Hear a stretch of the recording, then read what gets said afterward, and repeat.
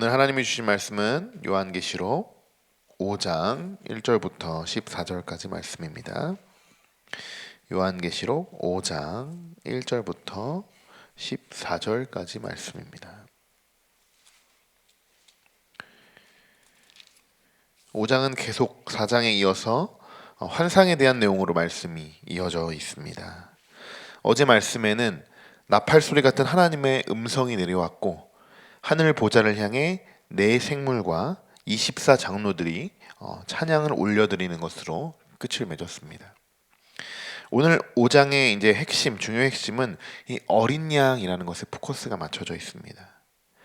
4장과 이 5장의 차이점이 있다면 4장에서는 창조주이신 하나님에 대한 찬양과 경배였다면 이 5장에서는 구속자이신 어린 양 예수 그리스도에 대한 찬양이라는 것을 이야기하고 있습니다. 그럼 오늘 본문 5장 우리 1절부터 먼저 8절까지 말씀을 함께 읽어보겠습니다. 내가 봄에 보좌에 앉으신 이의 오른손에 두루마리가 있으니 안팎으로 섰고 7인으로 봉하였더라. 또 봄에 힘있는 천사가 큰 음성으로 외치기를 누가 그 두루마리를 펴며 그 인을 떼기에 합당하냐 하나 하늘 위에나 땅 위에나 땅 아래에 능히 그 두루마리를 펴거나 보거나 할 자가 없더라. 그 두루마리를 펴거나 보거나 하기에 합당한 자가 보이지 아니하기로 내가 크게 울었더니 장로 중에 한 사람이 내게 말하되 울지 말라. 유대 지파의 사자 다윗의 뿌리가 이겼으니 그 두루마리와 그 7인을 떼시리라 하더라. 내가 또 보니 보좌와 네 생물과 장로들 사이에 한 어린 양이 서 있는데 일찍이 죽임을 당한 것 같더라. 그에게 7뿔과 7눈이 있으니 이 눈들은 온 땅에 보내심을 받은 하나님의 7영이더라. 그 어린 양이 나와서 보좌에 앉으신 이의 오른손에서 두루마리를 취하시리니 그 두루마리를 취하심에 내 생물과 24 장로들이 그 어린 양 앞에 엎드려 각각 검은고와 향이 가득한 금 대접을 가졌으니 이 향은 성도들의 기도들이라. 아멘. 5장의 앞부분에서 우리가 먼저 이제 보좌에 앉으신 이의 오른손에 책이 있다라는 것에 주목을 해봐야겠죠. 이것은 두루마리 책입니다. 오늘 나오는 이 두루마리 책은 이미 구약에서도 여러 차례 등장했던 이야기입니다. 예언되어졌던 이야기죠. 그중 에스겔 2장에서 나오는 그 말씀을 제가 한번 읽어드리겠습니다. 내가 보니 보라 한 손이 나를 향하여 펴지고 보라 그 안에 두루마리 책이 있더라. 그가 그것을 내 앞에 펴시니 그 안팎에 글이 있는데 그 위에 애가와 애곡과 재앙의 말이 기록되었더라. 아멘. 여러분 이 두루마리 책 안에 어떤 내용들이 기록되어 있는지 여러분 아시겠죠? 무엇을 의미하는지 아실 겁니다. 하나님은 이미 구약에서도 에스겔 선지자를 통해서 두루마리 책에 대한 이런 내용들을 지금 계시하고 계셨고 분명히 하나님의 재앙과 심판의 의미를 지금 담고 있다. 이 책은 그런 의미를 담고 있다라고 우리는 알 수 있게 되는 것입니다. 어떻게 보면 심판대에 서게 될 우리들은 이 말씀이 조금 겁이 날 만한 그런 말씀이기도 합니다. 하나님에 대해서 제대로 알면 하나님이 여러분 정말 무서운 분이시라는 것도 우리가 알게 되죠. 만약 두루마리 책에 기록된 우리의 수많은 죄들로 우리가 범한 수많은 죄들로 우리가 심판을 받는다고 생각하면 여러분 분명히 무서운 이야기가 될 것입니다. 그러나 하나님은 심판으로 그냥 끝을 맺는 분이 아니시죠. 우리가 이 구원의 방식을 제대로 우리가 알게 되면 하나님이 우리를 왜 심판하고 계시는지 오늘날도 왜 계속적으로 이런 두루마리 책으로 분명히 애곡과 애가가 있다 이렇게 계속적으로 우리에게 말씀하시는 그 분명히 이유를 우리가 알게 됩니다. 당연히 하나님이 만드신 모든 피조물인데 하나님이 더 사랑하셨지 저주하고 재앙에 이르지 않으신다는 거죠. 하나님은 모든 인간은 하나님이 구원에 이르기를 원하시는 분이십니다. 이것이 하나님의 심판의 목적이죠. 요한계시록은 대부분의 사람들이 마지막 날, 그냥 마지막 예수 그리스도가 이 땅에 오시는 그냥 다 끝나는 그런 심판대에 오르는 다 끝이라고만 생각을 합니다. 예수 그리스도가 이 땅에 오면 심판에 이르게 되고 그때서야 모든 것이 끝이 난다. 이 말은 틀린 말은 아닙니다. 왜냐? 넌 크리스찬들에게는 분명히 그렇게 생각할 수 있죠. 이 세상의 삶, 이제 다 모든 것이 물거품이 되고 그냥 심판대에서 무서운 심판을 받게 됩니다. 분명히 넌 크리스찬들에게는 이게 끝이라고 느껴질 수밖에 없습니다. 그러나 여러분, 구원받은 우리들은요, 그때부터가 여러분 진짜 시작입니다. 이 요한계시록은 성경 이 말씀의 끝을 이야기하고 있지만 하지만 또 다른 새로운 시작이다라는 것을 알리는 말씀이기도 합니다. 우리에게 구원의 확신이 필요한 것이겠죠. 우리에게 필요한 것은 지금 구원의 확신입니다. 여러분, 구원의 확신이 있으신가요? 그렇다면 여러분 어떤 것도 두려워하지 않을 수 있으십니다. 왜냐, 하나님이 분명히 끝까지 우리들을 지켜주시고 책임져 주시고 구원에 이르게 하실 분이시기 때문입니다. 자, 1절부터 8절까지의 내용을 그럼 제가 한번 정리를 해드리겠습니다.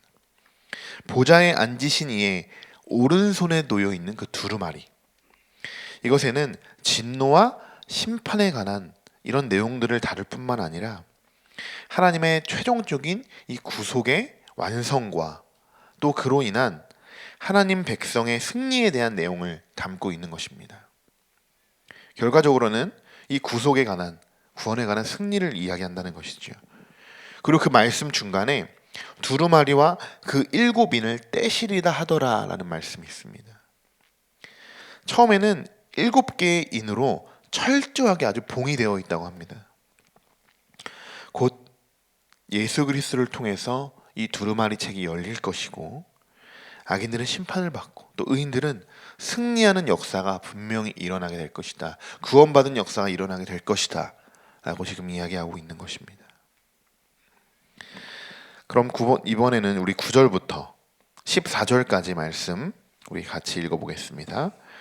그들이 새 노래를 불러 이르되 두루마리를 가지시고 그 인봉을 떼기에 합당하시도다. 일찍이 죽임을 당하사 각 족속과 방언과 백성과 나라 가운데서 사람들을 피로 사서 하나님께 드리시고 그들로 우리 하나님 앞에서 나라와 제사장들을 삼으셨으니 그들이 땅에서 왕노릇 하더라 하여더라.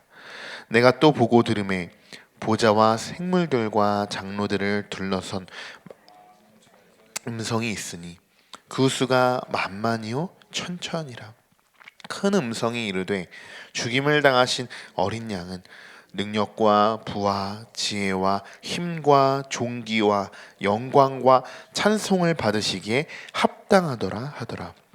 내가 또 들으니 하늘 위에와 땅 위에와 땅 아래와 바다 위에와 또 그 가운데 모든 피조물이 이르되 보좌에 앉으신 이와 어린 양에게 찬송과 존귀와 영광과 권능을 세세토록 돌릴지어다 하니 내 생물이 이르되 아멘 하고 장로들은 엎드려 경배하더라. 아멘. 이 말씀은 어린 양 예수 그리스도를 향한 말씀입니다. 앞서 7절의 말씀에서 어린 양이 두루마리 책을 취하시자 어린 양 주변에 있던 이 4가지 생물과 24 장로들이 어린 양 앞에 엎드리는 모습을 볼 수 있었습니다. 이것은 창조주 하나님께 드렸던 이 동일한 경배의 자세를 오늘도 똑같이 어린 양인 그리스도에게 똑같은 경배와 찬양을 올려드리는 것입니다. 너무 아름답습니다, 여러분. 11절을 보니까요. 보좌와 생물들과 장로들을 둘러서 많은 천사의 음성이 있으니 그 수가 만만이요 또 천천이라. 여러분, 어린 양을 찬양하고 이 광경 얼마나 아름다웠을까요? 이 만만이어 천천이라는 숫자는 꼭 그렇다는 것이 아닙니다. 셀 수 없이 많은 사람들, 많은 이들이 이 어린 양을 지금 경배하고 있다는 의미입니다. 그런데 단순히 그냥 우리가 예수 그리스도를 위해서 우리가 찬양하는 이유, 그냥 단순히 찬양하는 것이 아니라 오늘 요한은 12절에서 이렇게 이야기하고 있습니다. 우리가 왜 찬양을 해야 하는지 12절의 말씀을 우리 한 번 더 같이 읽어보겠습니다. 큰 음성으로 이르되 죽임을 당하신 어린 양은 능력과 부와 지혜와 힘과 존귀와 영광과 찬송을 받으시기에 합당하더라 하더라. 아멘. 이들이 정말 기쁘게 찬양하는 이유는 여러분, 어린 양이 죽임을 당하셨기 때문입니다. 우리는 사실 이 사실 하나라도 하나님을 찬양하기엔 충분합니다. 여러분, 예수 그리스도는 분명히 이 고난을 피해 가실 수도 있는 분이셨어요. 분명히 그럴 만한 능력이 됩니다. 이 땅에 어느 큰 왕으로 오셔도 사실 마땅하실 분입니다. 하지만 예수 그리스도는 그 고난을 오히려 손수 직면하십니다. 왜 그럴까요, 여러분? 우리를 구원하시기 위해서 그러시겠죠. 이 말씀을 이제 우리가 한번 적용시켜 왔으면 좋겠습니다. 지금 우리에게 있어서, 여러분 각자에게 있어서 어린 양을, 예수 그리스도를 우리가 정말 진심으로 우리가 찬양하고 경배할 수 있는 이런 방법들이 뭐가 있을까?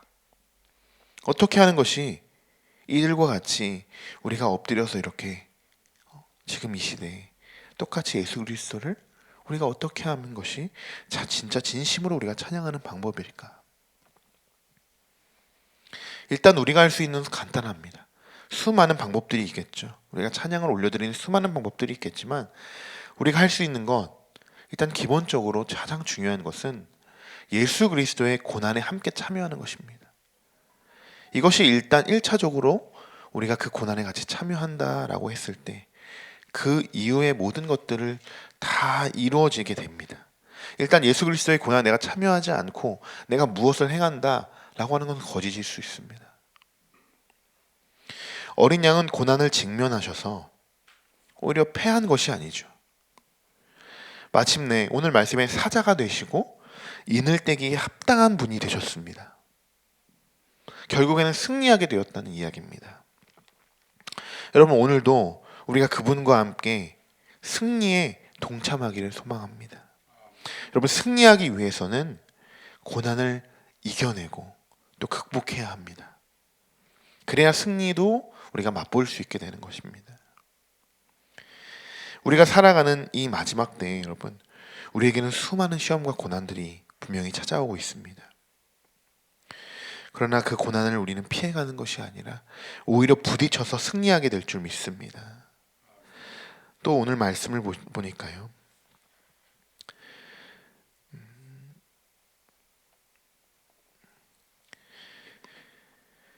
8절의 말씀에 그 두루마리를 취하심에 네 생물과 24장로들이 그 어린 양 앞에 엎드려 네 생물과 24장로들은 어떤 의미를 가지고 있는지 이전에 한번 설명을 해드렸습니다. 그리고 각각 검은고와 향이 가득한 그 금대접을 가졌으니 이 향은 마지막에 이렇게 나오죠. 이 향은 성도의 기도들이다 라고 나옵니다.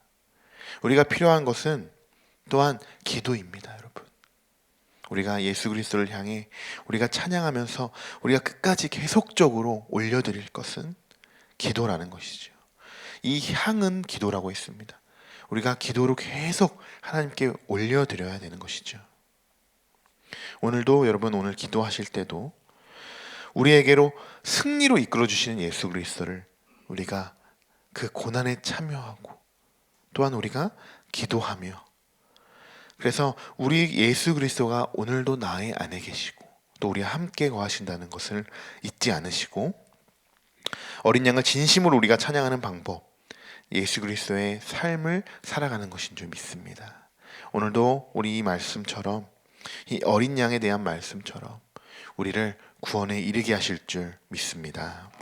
기도하겠습니다. 십자가의 도가 멸망하는 자들에게는 미련한 것이요 구원을 얻는 우리에게는 하나님의 능력이라. 오늘도 어린 양 되신 예수 그리스도를 찬양합니다. 그리고 그 고난에 함께 동참합니다. 심판으로 우리를 구원에 이르게 하시고 회복시키시는 하나님, 오늘도 그분을 신뢰하며 나아갑니다. 오늘 하루 십자가의 진리를 붙들며 살아가게 하시고 우리가 부딪히는 모든 시험 가운데 능히 이겨내게 하시고 승리하는 우리 모두가 되기를 간절히 소망하며 예수님의 이름으로 기도드립니다. 아멘.